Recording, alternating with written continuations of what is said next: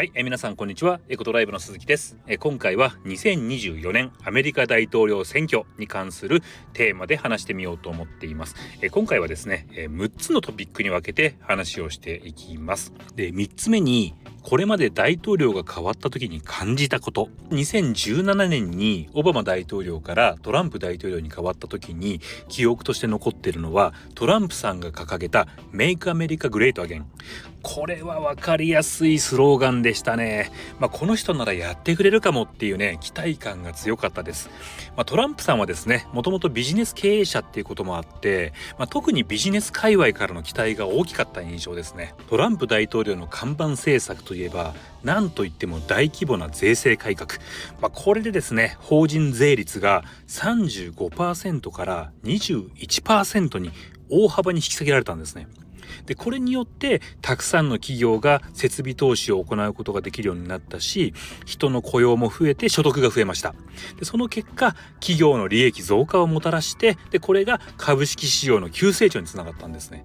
でコロナ前なんかは GDP も成長して失業率も 3% 台ってことでですね、なんと50年ぶりの低水準だったんですね。でアメリカが好景気なもんだから、日本からの進出企業も増えたりして、経済的にだいぶイケイケだった記憶があります。でさらには2020年のパンデミックの時にはさすがにアメリカ経済も疲弊したんですけど、大規模な経済対策が行われて、政府に対する批判や不信感っていうのは、僕は全然持ちませんでしたし、少なくとも僕の周りの経営者層からはですね、不満の声っていうのは全然聞きませんでしたね。当事者として感じたことはですね、とにかく早いんですよ。もうすぐにですね、様々な打ち手が出てくると。で政府だけじゃなくってコミュニティ、地域規模でも寄付とかですね、義援金など、協力体制っていうのが築かれていきました。なので不信感どころかですね、やっぱりアメリカすごいなっていうふうに思ったし、むしろですね、この政府なら何とかしてくれるだろうと、見捨てることはしないだろうっていうね、安心感すら僕はありましたね。で4つ目、2024年の選挙予想と展望。ではですね、2024年の選挙はどうなるのでしょうかといったところですよね。共和党からはですね、トランプ元大統領が再び立候補していて、で民主党からはですね、カマラ・ハリス副大統領が立候補していると。でメディアによるとですね、とても接戦で、非常に拮抗してますよね。現状ではね、トランプが少しだけ有利っていうふうにはメディアからは言われていますと。どちらが勝つかによって国の方向性が大きく変わることはもう間違いありません。トランプが勝利する場合、彼のビジネス重視の政策とかですね、あと保守的な、移民政策が再び前面に出ることが予想されます。一方ですね、民主党が勝利すれば、よりリベラルなですね、社会政策が強化されて、で環境や、社会保障に重点が置かれることになると思います。もしもトランプが勝つとしたら、その要因はやっぱりトランプの強い支持基盤と、前回大統領だった時に残した実績ですよね。それから、ビジネスマンとして稼ぐことのできる手腕に対しての信頼じゃないかなと思います。これはですね、僕自身もそうなんですけど、前回の大統領だった時に有言実行だったってことはですね、誰しも認める事実だと思うんですね。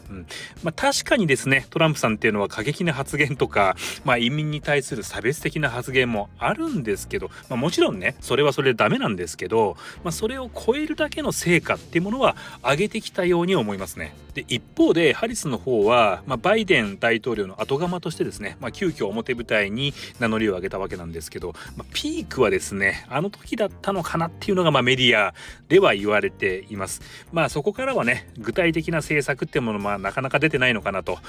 で彼女の経歴としてもですね、元検事で、司法長官であると。なので、一国のリーダーとしての不確定要素っていうのがちょっと高いのかなっていうふうに言われていますね。5つ目、2016年トランプ対ヒラリーの選挙と今回の選挙の違い。当時ですね、トランプ氏とヒラリー・クリントン氏との一騎打ちっていうのは、世界的にも大きな話題になりましたよね。その時と比べるとトランプ氏に対する世論はですね、やや変わってきているように感じます。当時ですね、彼の政治経験の少なさに対して、言うことははっきりしてるんだけど本当に大丈夫かっていうね、懐疑的だった人たちも実際に多くいたんですね。僕自身もそう思っていました。でも実際ですね、彼が大統領を務めたことで、ビジネスマンとしての手腕、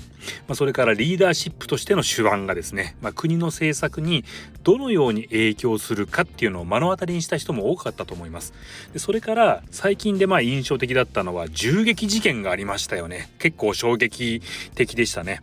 であの時は銃弾が彼の顔のねスレスレで助かったから良かったんですけど、しかもね血を流しながらアメリカ国旗の下で手を突き上げている写真はね、まさにアメリカのリーダー像そのものだったと思います。つくづく運を味方にする人だなって感じたのは私だけではなくて多くのアメリカ国民もそう思ったんじゃないかなと思います。2024年の選挙ではですね、その彼の実績がどのように評価されるのか、そしてそれが再選にどのような影響を与えるのかっていうのがね大きく注目されています。6つ目、経営者視点で見た時にどちらの大統領が良いか。過去のトランプ政権時代はですね、減税や規制緩和が進んでビジネス環境が非常に好転したっていういい印象を持っています。設備投資や雇用ができたことで実際に私の会社でもですね大きな恩恵を受けることができました。私たちだけじゃなくて多くの中小企業にとって税負担が軽減されたことで事業拡大を実現できたのではないかと思います。民主党政権下では環境保護や社会保障が強化されるので、仮にトランプの共和党になったとした場合に一部の業界にとっては負担が増える可能性もあります。